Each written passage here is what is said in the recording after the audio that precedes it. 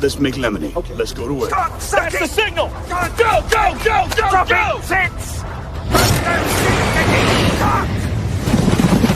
It's beautiful!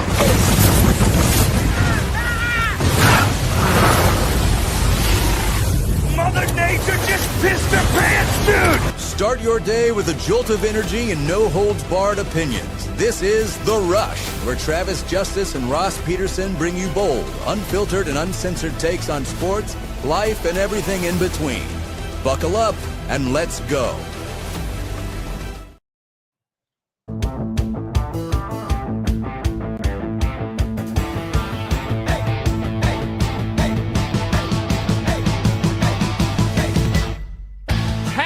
Birthday, America! Good to have you along on the 4th of July. This is the Rush Radio Show powered by Willis Automotive. For those of you listening on the audio stream this morning, thank you so much for tuning in.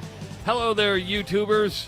Subscribe to this channel, give this video a like, start commenting in the comment section. We're here with you for the next 2 hours. And, of course, you can follow us on X, Facebook, and Instagram. Happy 4th of July, Ross Peterson. What's going on there, buddy?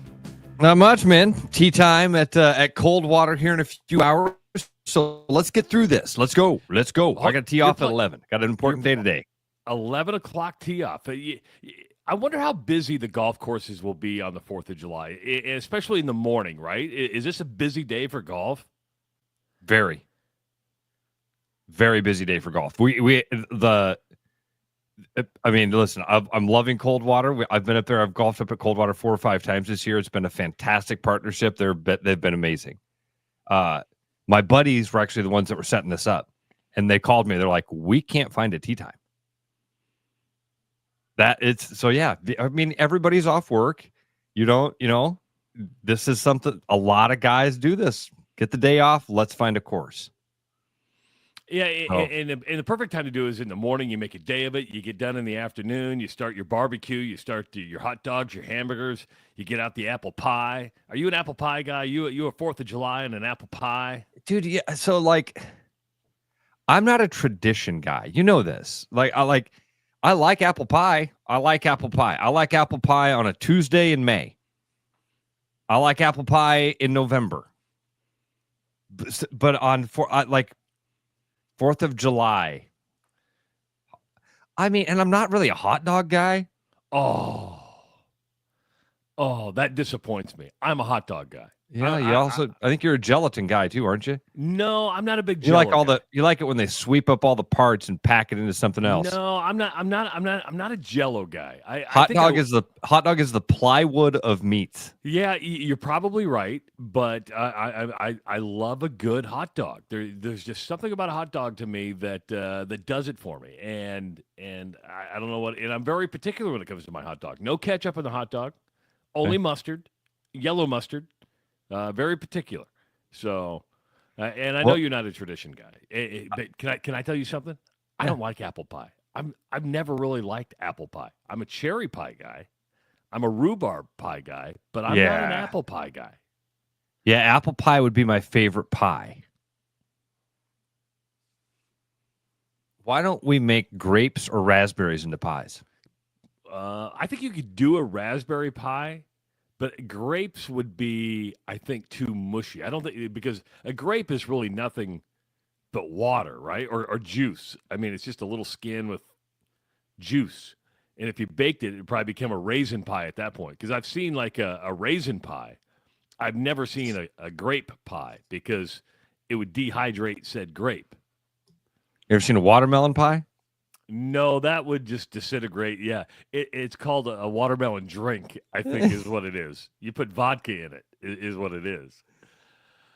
Okay, I've got a story for you. We were traveling yesterday. By the way, I'm live in Water Valley, Mississippi this morning. I'm on my daughter's kitchen table. So I'm back at a familiar place. I'm at a kitchen table, but I'm in Water Valley, Mississippi. We were driving from Bentonville, Arkansas to Water Valley, Mississippi yesterday. Now, our bladders weren't doing as well yesterday as they did the day before, where we did 6 hours without a pit stop, without bathroom breaks. We got all the way from Omaha to Bentonville, no problem. Yesterday, we had to take a couple pit stops. First one was at a rest area just north of Little Rock. Beautiful, beautiful rest area. rest area, you can either it's hit and miss with rest areas, right? I mean, you don't know what you're going to get when it comes to a rest area. We get outside of Little Rock, and we were going to hit another rest area, and we looked it up on the Google Maps, and we're all excited. We're like, hey, we got to go to another rest area. You know your days are getting boring when you're like, oh yeah, we got to go to another rest area, because we were so impressed with the rest area that we stopped at. We pull up, and it says facilities closed, truck parking only, and we're like, oh, we got to pee. I mean, we really got to pee. So Antoinette says, don't panic. There's a town 14 miles down the road. I said, okay, I can make it 14 miles. Going to make it 14 miles. We get off the interstate. There's a plethora of places. And you kind of do the scan, right? You kind of like, oh, that looks good. That's kind of sketchy. But about a half mile down the road, there's a gas station. There's a Shell station with a big sign that says clean restrooms. False advertising. Yeah. Because Anjanette's like, we're going there. I'm like, well, it's, we don't have to drive that far. She goes, we're going there. It says clean restrooms. Yeah. The sign in the window says best coffee in the world, too. Yeah. And let me tell you, Ross, not only was it not clean restrooms, it was like one restroom for men, one restroom for women. And they were the most disgusting restrooms I've ever been in. I mean, and usually guys can handle bad restrooms, right? I mean, I think men are a little bit more tolerant of the bad restroom because we stand up and pee. I don't sit down to pee. You know anybody who sits down to pee? No, Travis, do you know a man that would admit it if he did? You were looking at me like you were a sit. No, I looked at you like, what are you asking me? If you sat down to pee. That's what I'm asking you. If you sit down to pee. Okay. Nope. I've peed while sitting down, but I don't sit down to pee. Okay.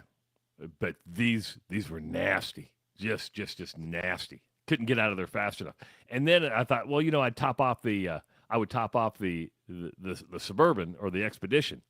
Well, they were also filling their tanks up with gas. You know what that does to a gas pump when they're filling up gas? Takes the pressure away. It took 10 minutes to put $25 worth of gas in the car. 10 minutes. Because it went at a... See, sometimes I go to a gas pump and it's just, there's nobody around and it's slow. Yeah. Like I didn't know that the pressure was affected by how many people were pumping from the gas at one time. I thought the pressure was something that was determined by that specific pump that you were working with. You know what I mean? I didn't realize that they were all tied in together. I've been told if you pull into a gas station and they are filling up the gas tank, the tanker is there. They've got one of the lids off in the parking lot and the dude's got a hose pump, literally putting gas. Do not get gas there. Well, that's what they were doing. They had the top off and they So okay. I've been told don't ever get gas when they're doing that. Because apparently there can be tiny little sediments in that gas tank. And when they are putting the gas in, it can stir up some of those. Dude, I'm an idiot. I'm an idiot. You're smart. I'm repeating stuff that I've heard other people say. I'm going to be very clear here. We have so many smart dudes listening right now. We got truckers and stuff like that. Is this true? Is this something that I've been told? And the guy that told me this, I think was a mechanic at the time, said if you pull into a gas station and they're putting the gas, they're loading up the gas, go to the next gas station because there can be sediments getting stirred up in that, and you don't want that coming through the pump and into your tank. Damn. The most amazing thing to me, Travis, about a gas station is that when you get a pump that's working really well. I mean, you can fill up you fill up your 5-gallon gas tank on the ground in a minute or two, right? It's pumping gas. Dude, look at the little connection on the hose. Where the hose meets the handle and it actually swivels. It looks like the hole in there's got to be like that big. That big. I can see you. You can't even see me. You can't even see me right now. Do I look closer to you when you do that? Is it like a little telescope? If you do it like this, do you look closer? I'm smiling at you. I'm smiling at you. My big fake teeth right in your eyes. You can't even see me right now. I see you. I see you. Peekaboo! I see you. So that may be why I got worse gas mileage from. I don't know, dude. I don't know. Ray says he's never heard it. See, and I will defer to other people. It makes sense. Did you have any more run-ins with Beulah Butthurt yesterday? No, didn't do that. But replayed that thing in my head over and over again. And what I would do different, I would have brought her over, had her on camera, like interviewed her. I wanted to talk to her.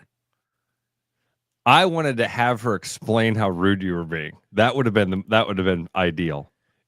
Here, ma'am, I'm going to take my earpiece out. Put my earwax in your ear, and then have a conversation with Ross, because Ross wants to have a conversation with you. Yeah, and you're going to love Ross, because old ladies love Ross. I think they do. Everybody, young ladies do too. It's ladies his age he has a problem with. In your mind, what constitutes old lady and what constitutes young lady? That's that Overton window continues to slide. I think that's what they call that. Yeah. Overton. Where's the word Overton come from? So the Overton window is the allowable conversation within a topic. Okay, which does slide. So meaning like if we were going to talk about the history of Iowa football. Okay.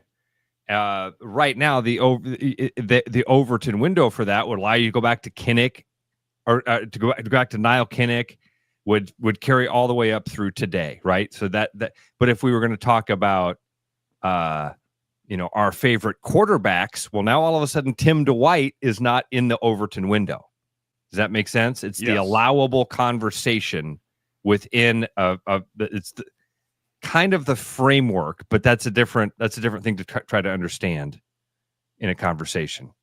So, but the Overton window is the allowable topics within it, and I'm very, very simplifying this. People that know the Overton window are like, no, that's not it. Not really, but kind of. See, this is where I say you're the smartest guy, one of the smartest men that I know. You come up with Overton windows. I didn't come up with it. Well, but you actually take the time to learn about this stuff. What's the stuff what's that principle where they take apart a ship and put it back together? Ship of Theseus. Yes. Ship of Theseus, yeah. See, I've learned more in the last 15 years from you than I did in 4 years of college at Grandview. And you're a DMAC dropout. That's right, baby. The Overton window is the range of subjects and arguments politically acceptable to the mainstream population at a given time. It's also known as the window of discourse. The key to the concept is that the window changes over time. It can shift or shrink or expand. I'm going to drop some Overton window knowledge on people later on. I love it. Do it. They'll not be impressed. I think what we're talking about here is we were outside the Overton window, so I don't know if this conversation can continue. Yeah.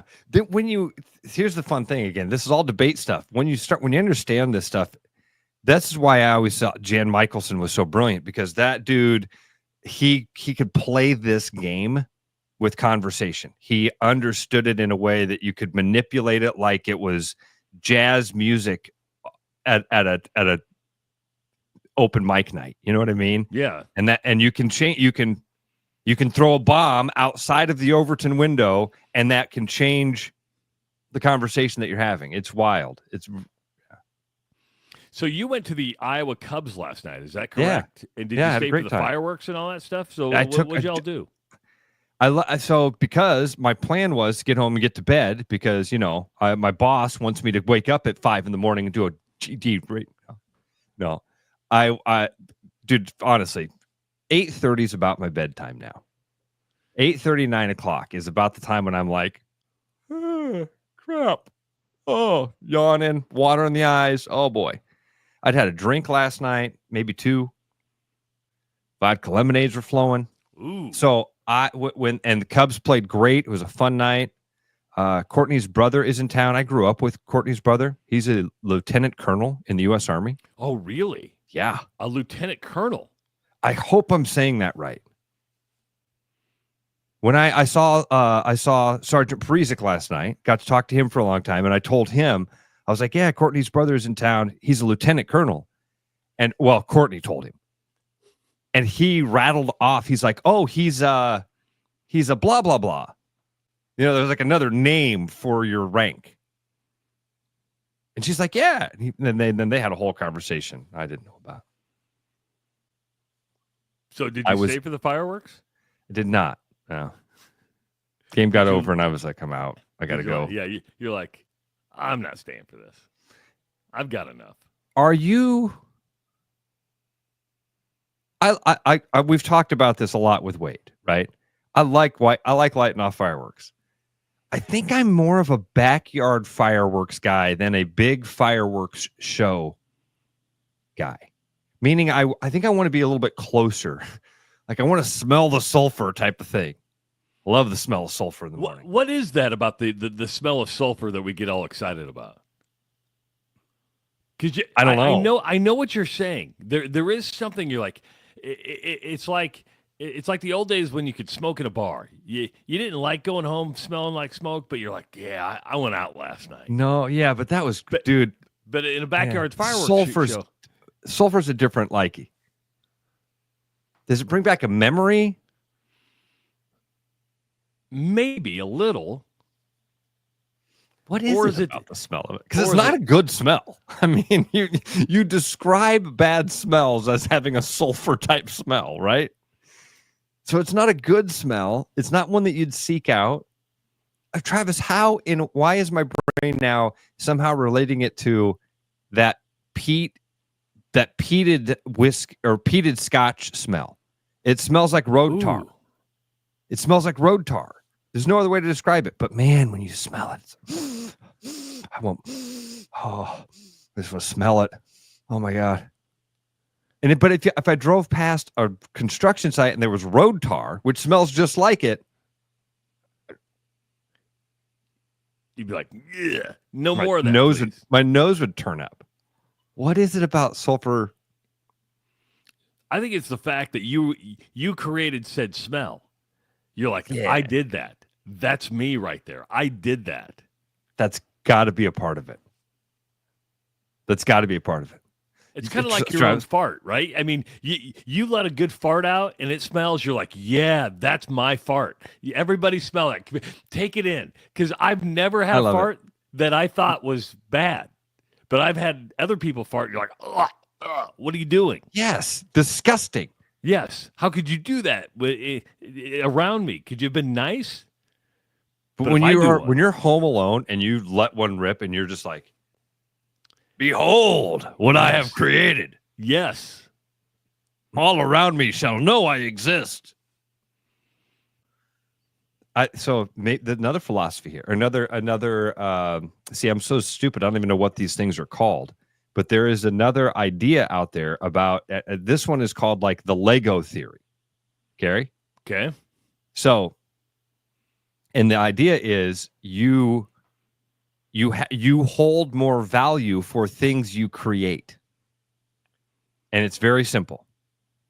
If I were to give you a Lego set and simple instructions, in 5 minutes you can create this car using these instructions and these pieces of Legos, okay? And then you sat down and in 5 minutes put together this car. Now you've set it on the table, there's the car that you created. And then I walk back into the room and I've got 2 more cars that were already created. You didn't touch them. And I set those 2 down on the table with yours. Which one means more to you? Mine. Absolutely. Why? Because I made it.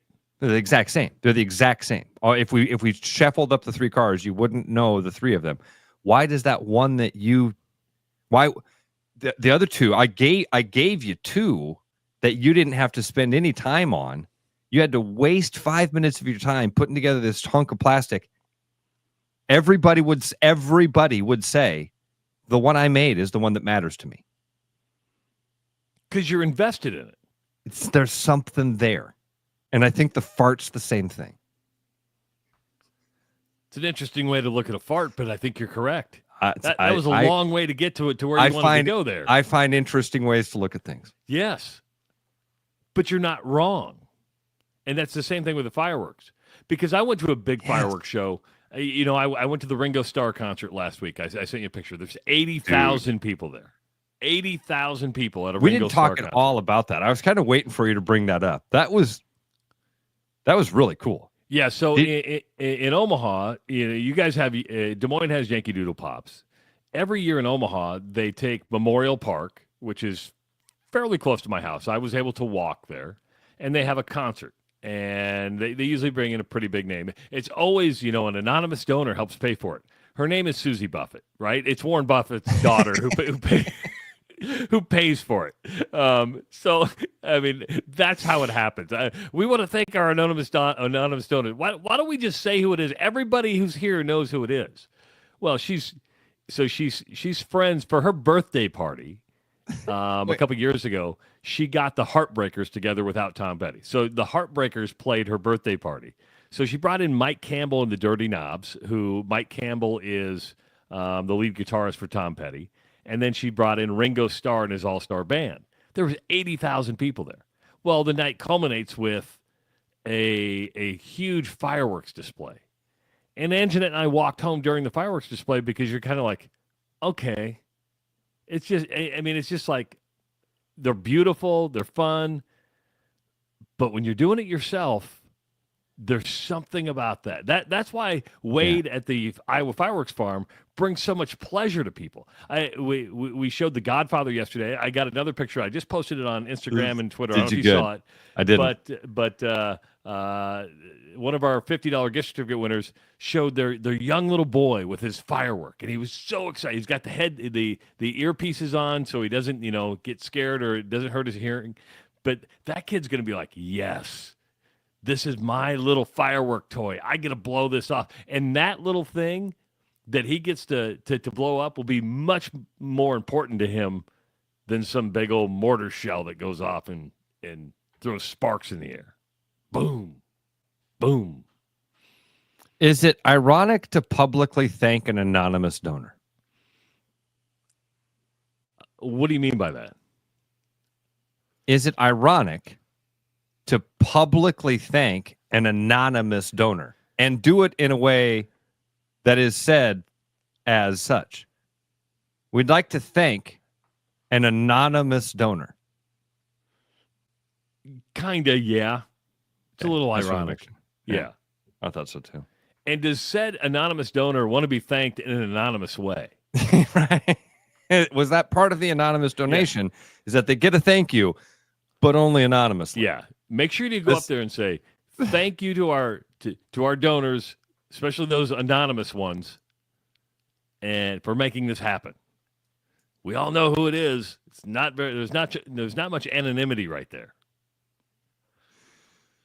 I was, Ringo Starr is 84, and you're right. I thought he was dead when you said you were watching Ringo Starr. I was looking for the tribute. I'm like, what?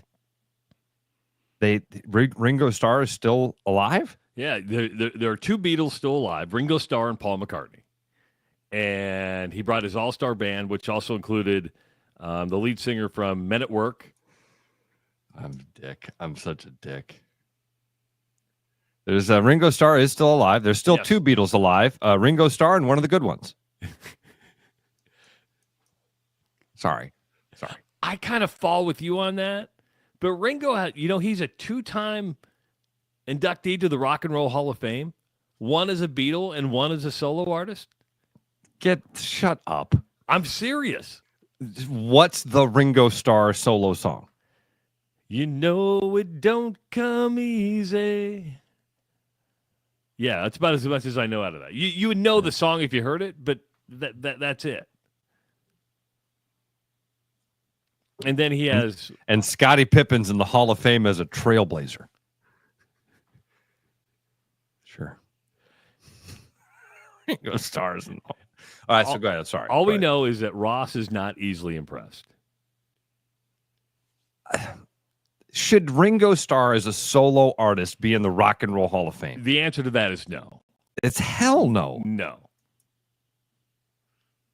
But he is. He is, and he was in the greatest band of all time. I mean, the Beatles are, say what you want. There's a lot of great bands. Holy cow, did those dudes put together a category or a catalog of music. Like, incredible. So don't knock the Beatles. I didn't know the guy was still alive. There was a funny part because he's 84 and he uses the Grecian formula like nobody else, right?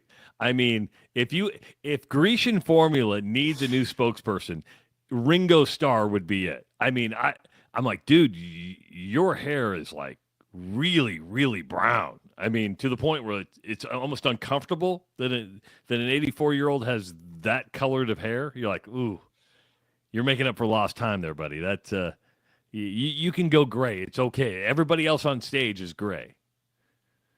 But there was one point because he's a drummer, obviously. I mean, that's his forte. And he's got another drummer there with him. And they left his mic on at one time because they've got another drummer and they're playing somebody else's song. It might have been somebody from Men at Work. Might have been somebody from Toto because the lead singer from Toto was on there. And they left his mic on and you hear him go, "Hi." This is at the end of the song. "I got really fucking lost right there, man. I didn't hear." I'm like, yeah. There it is. That's great. Oh, that's great. No phone number today. We're here till 8:00 today. We've got a lot to get to. Of course, the Indiana Fever were in action last night. Donald Trump was in Iowa at the Iowa. Busy night. You had Yankee Doodle Pops. You had the Iowa Cubs. You had Donald Trump at the Iowa State Fairgrounds, where he announced a big sporting event possibly coming up to the White House grounds later on this year. We'll talk about that and just have fun. It's a 4th of July. It's good to have you here. We're here till 8:00. We want to thank everybody who got up this morning, who's watching this morning, who's listening this morning. We do it for you, and we're glad you're with us. It is the Rush Radio Show, powered by Willis Automotive. The Rush Radio is now on the free TuneIn app, allowing you to enjoy the show on Apple products and Android Auto. Download the free TuneIn app and search The Rush Radio to take Travis and Ross wherever you go. Your house wasn't built for bats, birds, or raccoons, but try telling them that. At Bats and Bugs Pest Solutions, we've been helping Iowans take back their homes for over 20 years. We use cost-effective, eco-friendly methods to solve wildlife and pest problems the right way. Whether it's bats in your attic, birds in the vents, raccoons in your chimney, or moles in your yard, we have long-term solutions. Call Bats and Bugs Pest Solutions today at 515-218-3400, and let's make sure your home doesn't become their home. The Royal Mile, where everyone's a wee bit British. The Royal Mile is downtown Des Moines' living room with classic pub favourites. Pair them with a glass of whiskey or an expertly poured Guinness. It's bloody brilliant. The Royal Mile, a proper British pub. There's always something new at Fong's Pizza. The patio is open and ready for you, your friends, and an ever-changing menu of tiki drinks. Or try our new noodle dishes alongside your favorite slice. It's all happening this summer at the new Fong's in the East Village. Thinking about buying a home? Get pre-approved in 30 minutes with Gary Presnell at Northwest Bank in Des Moines. Gary offers first-time home buyers programs, VA, FHA, IFA, and conventional loans. Call Gary at 515-975-6767 or find his profile at nw.bank. Member FDIC Equal Housing Lender. You know, Brian, at Central City, we really do have the best selection around. I know. High-quality stuff you can't find anywhere else. Whistle Pig Plantation Rum. Yeah, and over 150 of the best scotches on earth. And a ton of bitters, mixers, and more. You know what we are? High class. Definitely high class, yeah. Make way for the natty. Okay, maybe medium class. Central City Liquor is home of the 10% cash coupon. And the Wooden Nickel program. Brennan Santone here with Willis Cadillac. It is officially summer. Behind me I have a beautiful CT5 Blackwing with over 600 horsepower and drift metallic. It is available and on our show floor. We also have EV Conquest on all of our EV models. We do have some lease loyalty just for owning a 2012 or newer Cadillac as well. And also we have gotten several new CT4s and 5s in. Come check out this summer what we got going on over at our Clive location, or check us out at williscadillac.com. There's a new spin on casual dining near Drake University. Lucky Horse Beer and Burgers. Craveable faves, flatbreads, delicious burgers, frozen cocktails, and a crazy cool vibe. Get to Lucky Horse Beer and Burgers today.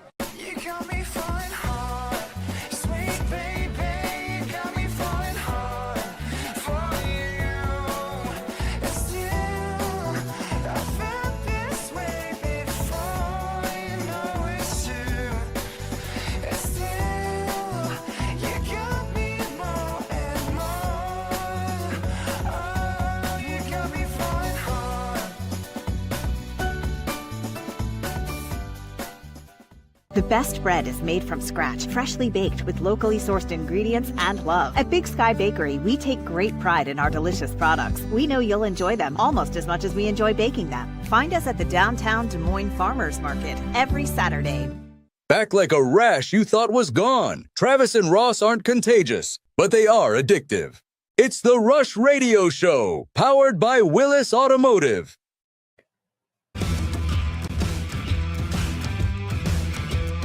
Welcome back to the Rush Radio Show, powered by Willis Automotive.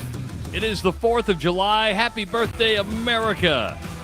Don't forget, the Iowa Fireworks Farm is open today on the 4th of July. Wade and his team and his 6,000 square foot warehouse going to be selling fireworks all day long. So if you get off the golf course like Ross will do this afternoon, head on up to head on down wherever you are at. Could be down, could be up to the Iowa Fireworks Farm. Stock up on your Roman candles, your cakes. If you just get the Godfather, that's going to take care of you all night long. That will take care of you. I promise. It's 6 foot tall. Make sure you've got a car. They had to break it down to get it into a RAV4. And if you don't believe us, just go to our Instagram page, our Facebook page, our Twitter page, and you'll see how big this thing is. It's massive. It's like 3 foot by 6 foot. a package of incredible fireworks. So man, that first half hour flew by, dude. It did. Yeah. But I always, doing shows like this, Travis, on the 4th of July, it's one of those things. There's a moment. I have a moment, like the alarm went off this morning. I didn't sleep well last night. I could not get to sleep. I don't know what it was. I just tossed all night long. Took a shower at like 2 a.m, trying to just, reset and go. Oh, it was bad. Weird. Hey, is everything okay? Are you okay? I had a wonderful night. I don't know if you know what it was, dude. I don't drink, and I had a couple vodka lemonades, and I think that maybe that I don't know. I don't know, but I know I didn't sleep well last night. And so I did have a moment this morning. The alarm went off at 5, and I was like, why do I agree to this shit? Why do I agree to this shit? Why do I let him talk me into this?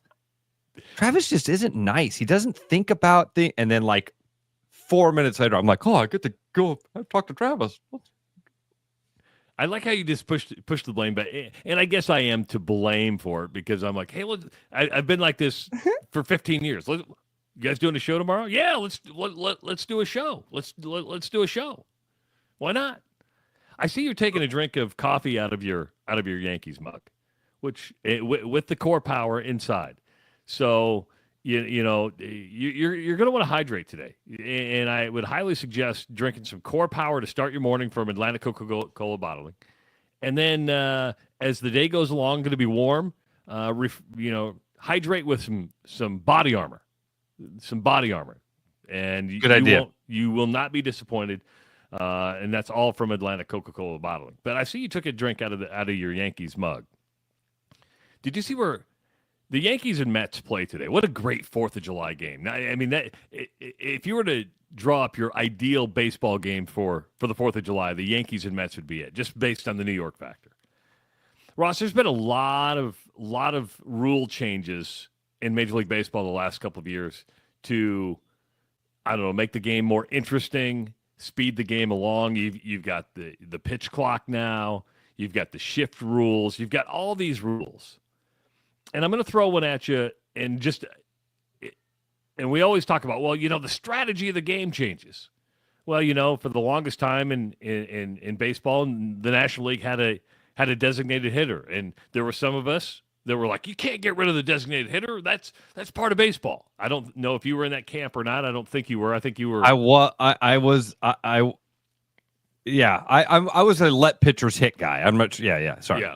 So Aaron Judge against the Toronto Blue Jays, which they got swept by the Blue Jays, was walked 3 times or 4 times in the series. He's now been intentionally walked 23 times this season. You're probably wondering, okay, Trav, where the hell are you going with this? The 23 intentional walks that Aaron Judge has this year ties a Yankees franchise record. Mickey Mantle was walked 23 times intentionally back in 1957. Okay? Now, just hear me out. Would a good rule change kind of be like a challenge where you can only intentionally have so many intentional walks per game? Why do people pay to see the Yankees right now? Well, okay. Changing the conversation here a little bit, right? Yeah. Aaron Judge is one of the few ginormous superstars in baseball. There's not very many of them, unfortunately. Got true ticket draws. He's one of the few, and he's the biggest, if not he and Ohtani. I mean, with all of the metrics, you'd say that. So people pay to see Aaron Judge, not just see him, not just watch him. They go to watch him hit the ball. Yeah, he's hitting 363 this year. Incredible batting average. There are people that are there to watch him, to watch the pitcher. The pitcher's there to get guys out. The other team is there to win the game. Whose thing that they go to the ballpark is the most important? I mean, it should be the fans. It should be the fan experience. They're the one. The whole industry exists because of the guy that's taking money out of his pocket and giving it to the other people. He's the customer. He should be the one that walks away satisfied, right? Yep. How do you do that in a sport like this where it's a competition and the pitcher's in the same boat? You know what I mean? The pitcher's like, man, I got millions of dollars of contract. We were talking last night at the iCubs, and Courtney was like, why is the pitcher allowed to change the ball out? Like, it just got scuffed up. Why is the pitcher allowed to say, I don't want to pitch with that ball anymore? I'm like, because he's pitching for millions of dollars. This is a very fine tool that he has in his hand, and every little scuff on it is going to affect in some minor way how that tool works. And so they're going to pick the right tool. And some guys want the scuffs. Some guys, so how do you make a team pitch to Aaron Judge? And that's what I'm asking, because I mean, obviously he hits a lot of home runs, he hits a lot of doubles, he hits a lot of singles. The guy just hits the baseball. He's a specimen. He's Adonis on the baseball field.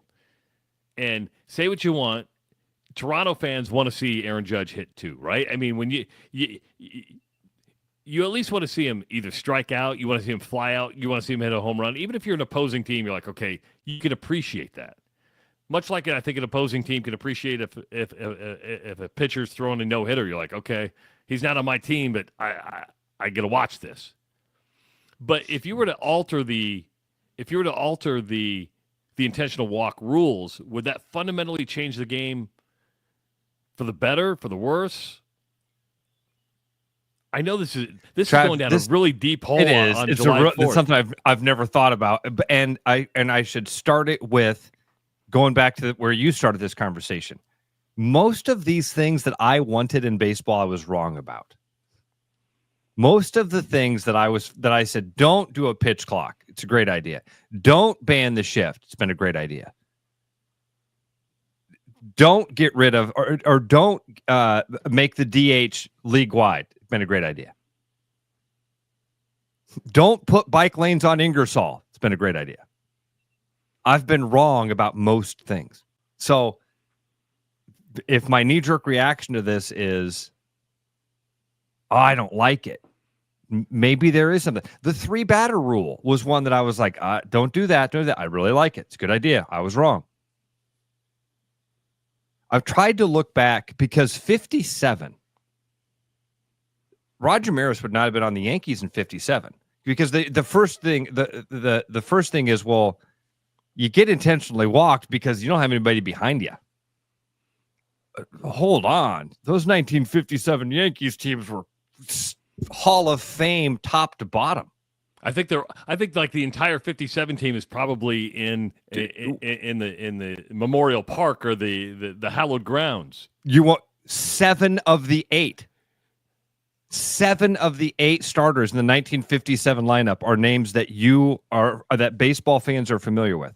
Yogi Berra, Bill Skowron, Bobby Richardson, Gil McDougall, Elston Howard, Mickey Mantle, Hank Bauer. You also had Tony Kubek on that team, Enos Slaughter, Billy Martin.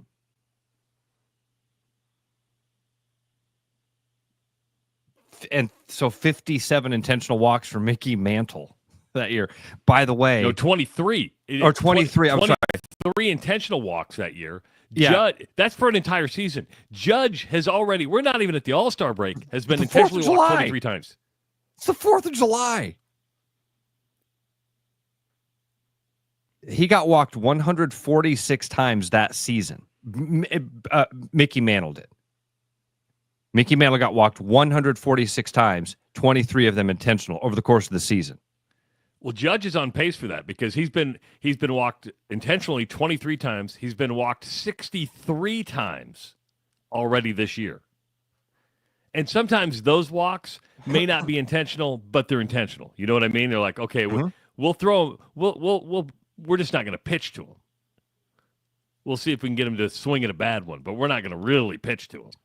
Last year, he led all of majors in intentional walks. Do you know how many he had last year over the course of the entire season? All of last year. All of last year. Most in the majors, 20.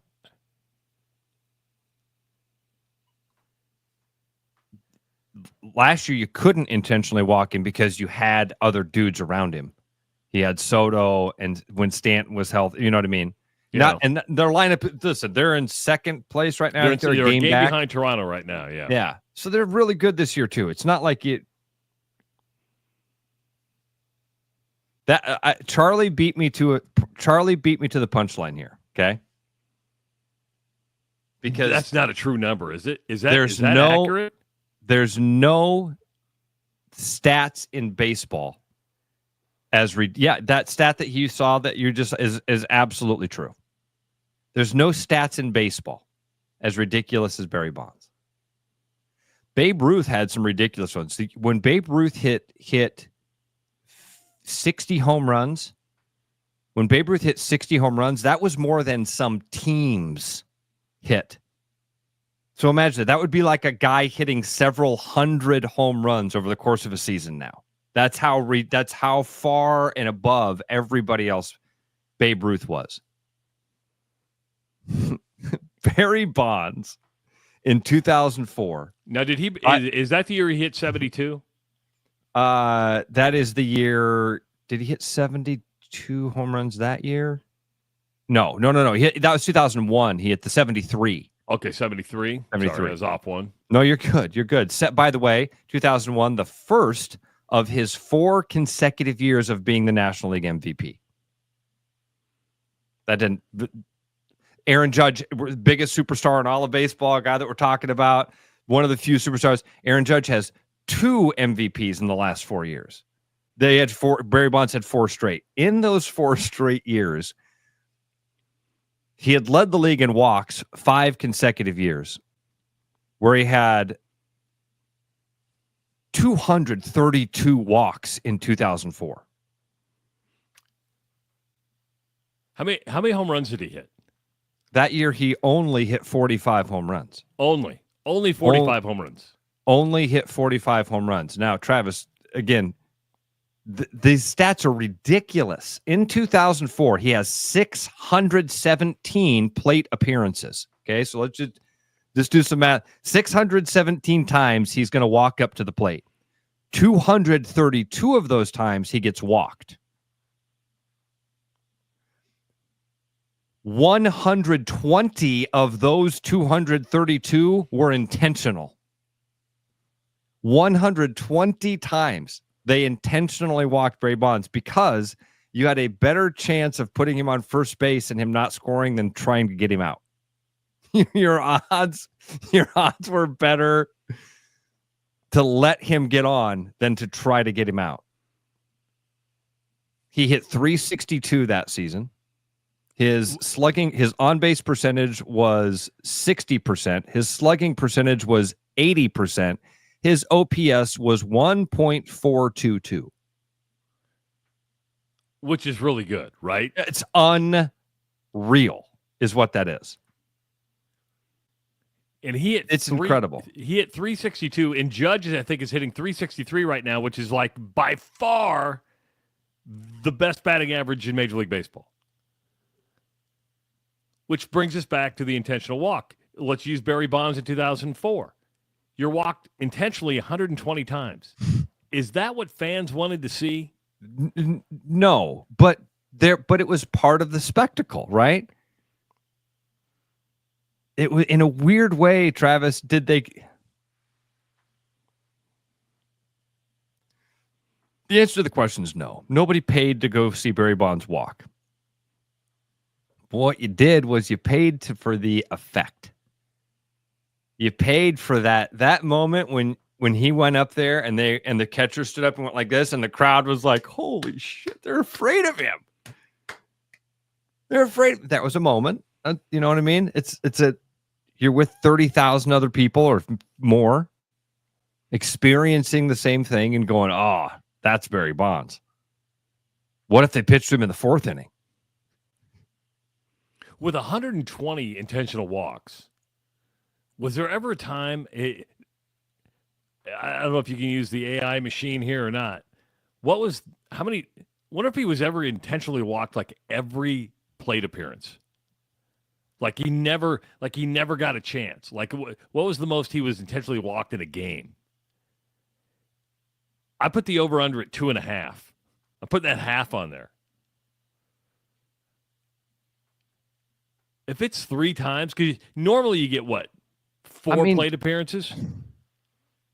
They did intent. Am I making it up that they intentionally walked him with the bases loaded one time? I'm almost certain that I'm serious. I'm like 90% a run here, rather than 4. All right. Ross is going down a rabbit hole, folks. We're going to find out. We're going to find out. I thought that had happened, but here's what we're going to find out. How many times was Barry Bonds intentionally walked in a game? In one game, yes. Okay. And it may not even be 2004. It might have happened someplace else. And I'm sure Judge has been intentionally walked probably twice in a game. That wouldn't shock me. Ross goes back in his chair. I put the over-under at 2.5. Am I safe there? I'm not safe there. He just shakes his head. I think I saw Corey and Charlie both said that's a fact. That's a fact. He did get intentionally walked with the bases loaded in 2004. Barry Bonds was intentionally walked 4 times in one game on 4 separate occasions. All during the 2004 season, Travis. The guy wasn't human at the time. The guy wasn't, come on. 4 different times the team said, listen, here's the game plan. They got a guy in their lineup that we cannot let swing the bat. This isn't Deion Sanders shuts down half the field. This isn't, hey guys, they're going to hand the ball to Barry Sanders and we got to try to tackle him. If the bases are loaded, you're going to stand up and hold your hand out. You are going to throw the ball nowhere near the freaking plate. And it's the only way we can win this game. By the way, we have 9 professional athletes that are 9 of the best guys on the planet to play this game ever. 9 of the best 10,000 ever on the planet are standing on this field right now. We can't get the guy out. Think about that.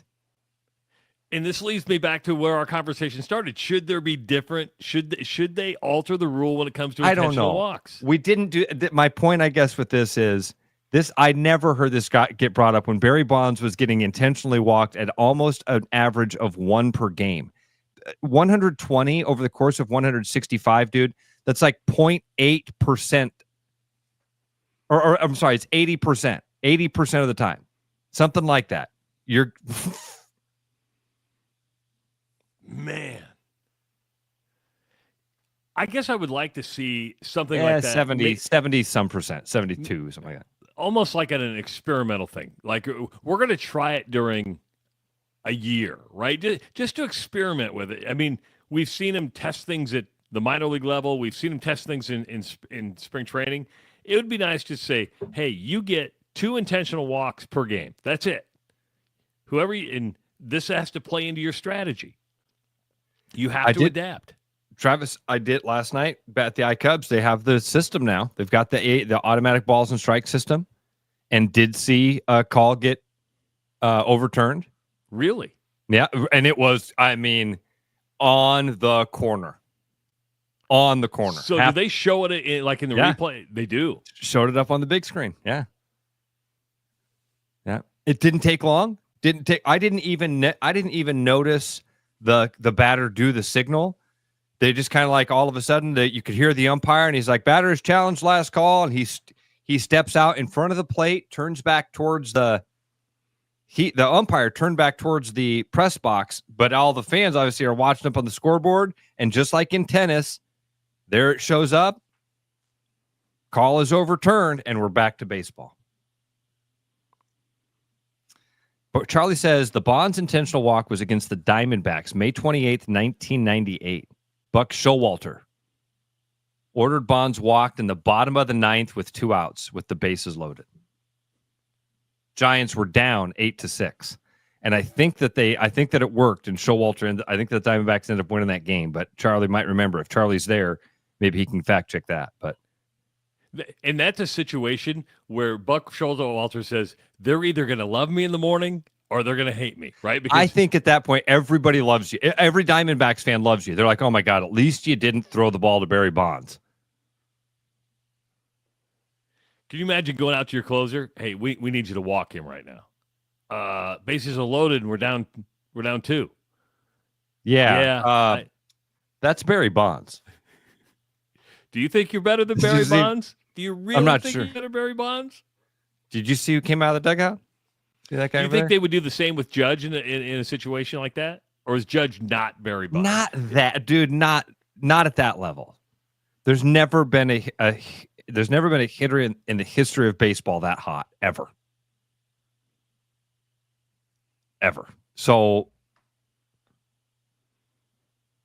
no, maybe in the exact right situations. Okay, let's go through that though. You're oh gee, unbelievable. I know. Sorry,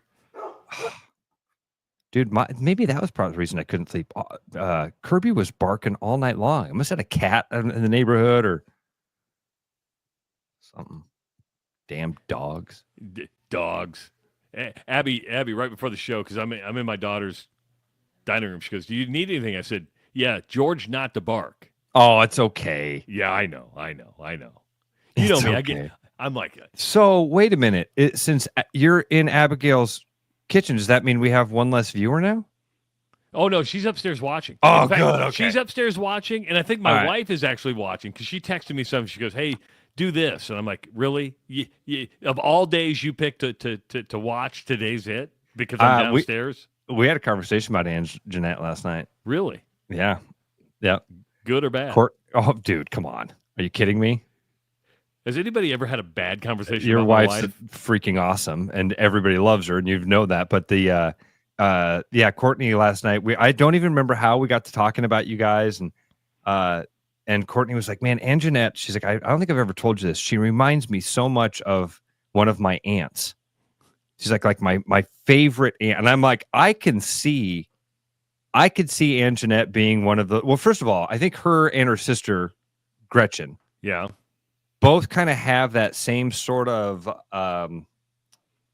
aura about them where it's very welcoming, or almost like, I don't want to say motherly, because that kind of seems. Oh, I was actually going to say the word extremely motherly. Were you really? Yeah. Yes. It's like this nurturing, cultivating thing that when you're around them, you're like, oh yeah, I'm on this team now. You know what it is? They generally care about you.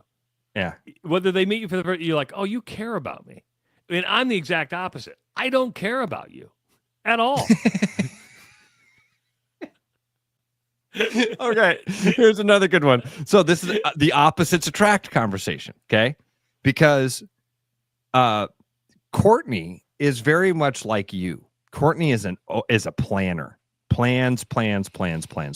I don't plan. I'm not a planner. You think I'm a planner? I was explaining to Courtney, and I'm like, I said, it's weird how opposites attract, because I had a client one time that explained to me, he and his fiance talked about being spreadsheet and splatter paint. He was an accountant. She was like an art teacher. He did all of the nuts and bolts. She had all the fun and was all the personality. I am very much splatter paint. Travis is very much spreadsheet. Okay. Courtney is a spreadsheet. I am the splatter paint. So I was explaining to Courtney, I was like, yes, it's weird how the two guys that I've had the most success with in my radio life, Travis and Chris, were both very similar guys. They overplan everything. And Courtney goes, do they overplan or do you underplan? Ding, ding, ding, ding, ding, ding. That's it. What are we talking about?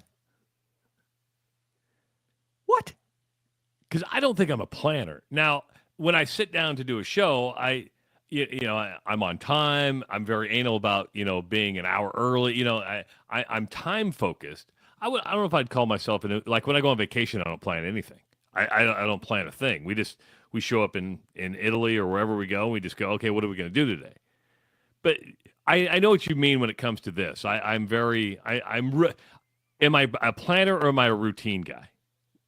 I'd say both. But yeah, routine guy, definitely. I'm probably more of a, once I get into a routine that I'm very comfortable with. I would say I do fall into I'm routine guy. I definitely, that's why I love doing this every morning. As soon as we get it fired up, I'm like, yes, routine. I'm in my thing. It's the planning beforehand. I'm a procrastinator. There's no doubt about that. Yes, you are. But yes, you are. It's not it's not a plan. You know what I mean? Does that make sense? I don't want to be, is what I'm saying. It's just who you are as a person. Yeah, so if I were to give you a personality assessment, this is what it would tell me. Stupid science. Yeah. I don't believe the science. There's no such thing as science. What are we talking about here? Science. Oh, we got an hour in the books. I never thought we would talk a half hour about baseball, but that was interesting going from Judge and comparing those numbers to Bonds, because I thought the Judge numbers were impressive with 23 intentional walks, but when you throw the 120 from Bonds out there, you're like, oh my God. Puts things in perspective real quick. He can double his number. He'll be a third of the way to where Barry Bonds was. It's staggering. It is the Rush Radio Show, powered by Willis Automotive. The Rush Radio is now on the free TuneIn app, allowing you to enjoy the show on Apple products and Android Auto. Download the free TuneIn app and search The Rush Radio to take Travis and Ross wherever you go.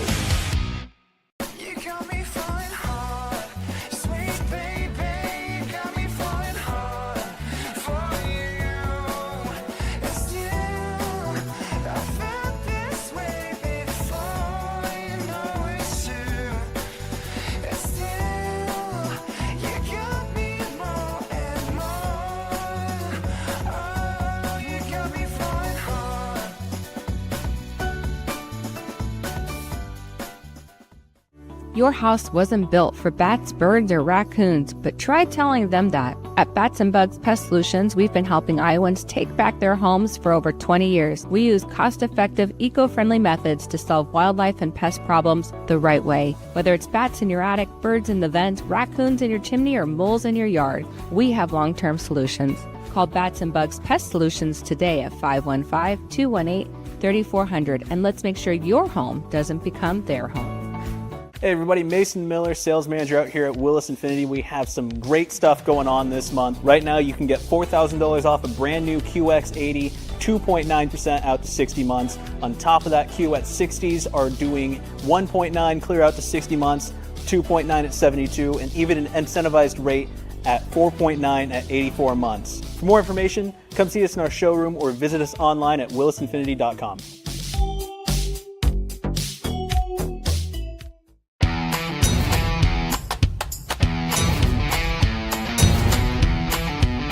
The largest selection of German beer in the world? You'll find it at the Hessen House. From Doppelbocks to Oktoberfest to Hefeweizens and Dunkels, there's no passport needed for the deliciously different beer and food at the Hessen House. So grab your friends and make it a fun night out. The Hessen House, 4th and Court, Des Moines. You know, Brian, at Central City, we really do have the best selection around. I know, high quality stuff you can't find anywhere else. Whistle Pig Plantation Rum. Yeah, and over 150 of the best scotches on earth. And a ton of bitters, mixers, and more. You know what we are? High class. Definitely high class, yeah. Make way for the natty. Okay, maybe medium class. Central City Liquors, home of the 10% cash coupon. And the Wooden Nickel program. Back like a rash you thought was gone. Travis and Ross aren't contagious, but they are addictive. It's the Rush Radio Show, powered by Willis Automotive. Hour number 2 of the Rush Radio Show, powered by Willis Automotive. Happy 4th of July. Good to have you along on the holiday. If you're joining us this morning, listening on the audio app at therushradio.com or on the Rush Radio Android app or the TuneIn app, good to have you here, dialed in on a 4th of July, getting your grill ready, getting your fireworks display ready for tonight.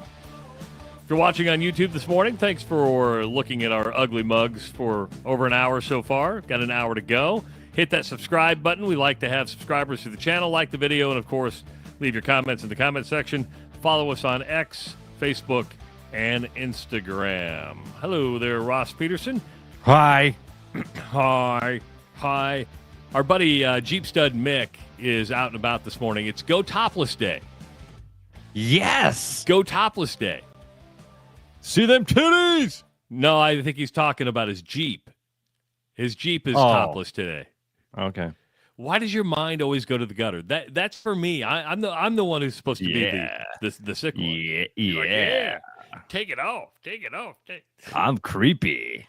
Yeah. Ross is going to go topless at Coldwater Creek this afternoon. He's going to be. I wouldn't say that. No. Not going to do that. It's not. Where did I do that at? It's not Glen Oaks. Yeah. It's not. It's Coldwater Creek. It's not Glen Oaks. I mentioned follow us on X, and I did something. I was a jerk last night. I had a couple vodka sodas in me, and the Indiana Fever had just beaten the Las Vegas Aces 81-54, snapping a 16-game losing streak to the Aces. Second time in the last 2 games, the Fever have held their opponents below 60 points. They did it without Caitlin Clark. They're 3-1 in the latest absence of Caitlin Clark. And I said, and this was my tweet, and it was a poll question. I shouldn't do this, but what the hell? Are the Indiana Fever better without Caitlin Clark? Your answers were, you're stupid. Dumbest question ever asked. This is a cry for clicks, or yes. Cry for clicks was 39%. Well, all 3 of the first 3 answers were no, so add those up. Yeah, it's an overwhelming no. 23% got yes. But Ross, they're playing really good basketball. They're doing it without Caitlin Clark. usually it's that one game where you focus it. We always talk about this when a key player goes out. You're usually dialed in for that first game, but over time, it's going to catch up with you. Fever have been pretty good without her. You go to Minnesota and win. You go to Dallas and win. You beat the Las Vegas Aces handily at home. It's a different team without Caitlin Clark. Is it better without Caitlin Clark? They're playing good basketball. But I think the bigger question here is not whether it's a better team. When Caitlin Clark comes back, is her game have to be a little different?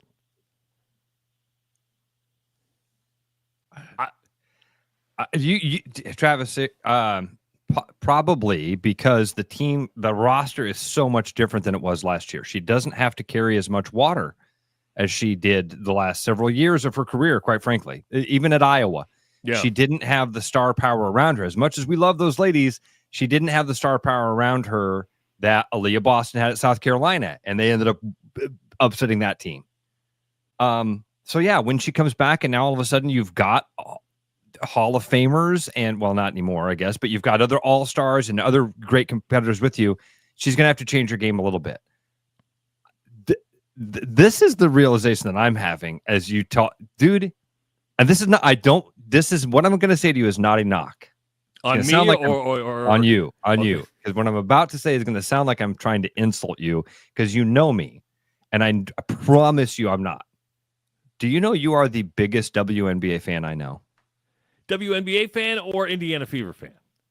Well, maybe that's fair, but dude, the way that you're watching these games, you're bringing it to the show often, which I love. I because they're very, very popular. And a lot of people I've kind of followed the landscape. I'm like, I've got to pay attention to this because. Well, see, I fall into being a Caitlin Clark fan. Like but I think that's where I'm at. I think that's what drew me to pay attention. Yeah, it did. What I'm saying is, I'm noticing, like to this conversation this morning, dude. You jumped into this conversation. You watched that game, and you're jumping into it, and I'm like, holy shit, Travis is he's a fan. You are into it. This would be like if I'm talking F1 with Eli or something. You know what I'm saying? And I love it. I do. I want to be very. That's why I say it's not an insult, but I can't. I'm going to have to defer to you. Like when you say I know that the roster has changed. I know the roster is much better. And even having fun with the Twitter question last night is an example of. It's kind of on your brain. You know what I mean? Bigger than Park. I would agree that it's living rent-free in my brain. Maybe more than it should be. That the rent-free thing, I think, makes it seem pointed and like, oh, I shouldn't be doing that. No. And that's why I wanted to be very careful. Not an insult. I'm a little bit envious of it because I just don't have, I don't know if it's the time or the desire. But I'm glad it's intrigued you because, dude, I didn't anticipate this. Well, it's another phenomenon of the Caitlin Clark experience that I'm having here of like, it's so big. Can I go a deeper dive into this? Yeah, Do we have absolutely. time for me to go to a deeper dive? Yeah, just us gals. Just us gals hanging out. I don't think I'm looking at it from this is like a case study to me. My marketing brain is always going, and everybody, and I'm sitting here watching this, and her popularity, which isn't going to go away. She is the face of the WNBA, but we've said for a long time she's not the best player in the WNBA. I've never thought she was the best player in the WNBA, but this is also kind of an experiment in team dynamics and how a team comes back. And if there's one thing when I watch Fever games, not from well, I guess this would be from a sports angle, is that I always question some of Caitlin's shot selection and, trying to do too much. I thought last year maybe she had to because the team around her wasn't that good. But when you look at the team this year, and even at points this year, I'm like, oh, you don't need to do that. It's just you probably did more damage by just pulling up and firing a 30-footer for no reason whatsoever, just because you were open. I guess that's where I'm coming back is this to me is going to be an experiment in team dynamics. You got a team that's gelling pretty well right now, pretty dialed in. They play up, and Stephanie White's done a good job here, and they've clamped down defensively. So not from a sports end, but I'm curious just when she comes back, what the team dynamic is, and because they can go, hey, you don't need to do that. Trust. Yes. If anything, this should give her going, hey, I can trust these women. I don't need. Now to... let's. Can Caitlin Clark do that? That's what I'm curious about. The individual brain, the team, because I'm sure she's a great teammate. I know she wants to win. Right? Yeah, and all signs point to that. You see her teammates love her, like the stuff behind the scenes. They all seem to enjoy her. On the court, competitor Caitlin Clark, who for 20 years has been, and again, not because you're a ball hog like some people would like to say, because it's kind of a necessity. You're the best player. Yes. You're way better than everybody else out there. Caitlin, shoot the ball 40 times, 60 times, every time. And it can now you turn that off. And that's what I think I'm intrigued about. I don't watch the WNBA for the sport aspect of it, if that makes sense. I mean, I don't care about the rest of it. It's not the level of the play. Yes, it is the dynamic that we rarely get to see. And you're like, okay, how's this going to play out? Because it can go one of two ways. Because when she comes back, she's going to be inserted right away into the starting lineup. It's not like you're not going to start Caitlin Clark. Wouldn't that be something if they're like, Caitlin, we're going to Jay Cutler this situation. No, not Jay Cutler. We're going to Rex Grossman this situation. We'll walk you back in. Most talked about athlete on the planet right now. Hell, Wade Ogner said people in Australia are all over the Caitlin Clark phenomenon. And that's what I'm curious about, is that you got a team that's playing well. There were passes last night. Kelsey Mitchell made a pass, and this is where you're going. This is what I mean, Trav. You're way down this rabbit hole. Where I think I've seen Caitlin help the rest of her teammates out, because they were making passes that were Caitlin Clark-esque. It's almost like she's helped them in practice where see the floor differently and raise their game. And I do believe that she's helped those women raise their game a little bit. This is what people like her do. I mean, the other people that we've compared her to, it's absolutely what happens, Travis, is you raise everybody around you. This is what a leader does. This goes back to you talking about her being a good teammate. It seems like her team, they like her behind the scenes and around her is a support system. That's what a leader does. They cultivate that in other people too.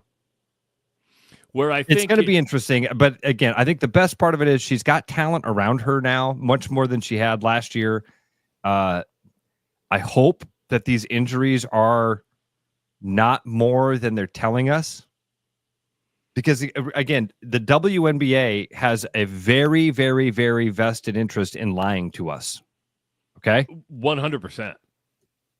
And when I say very vested interest, I mean their entire the weight of the future of their progress, their growth. They're adding 3 new teams. Imagine what if Caitlin Clark is hurt. Hurt. Coach Hersa brought up something yesterday. He was texting me, and I never thought of this.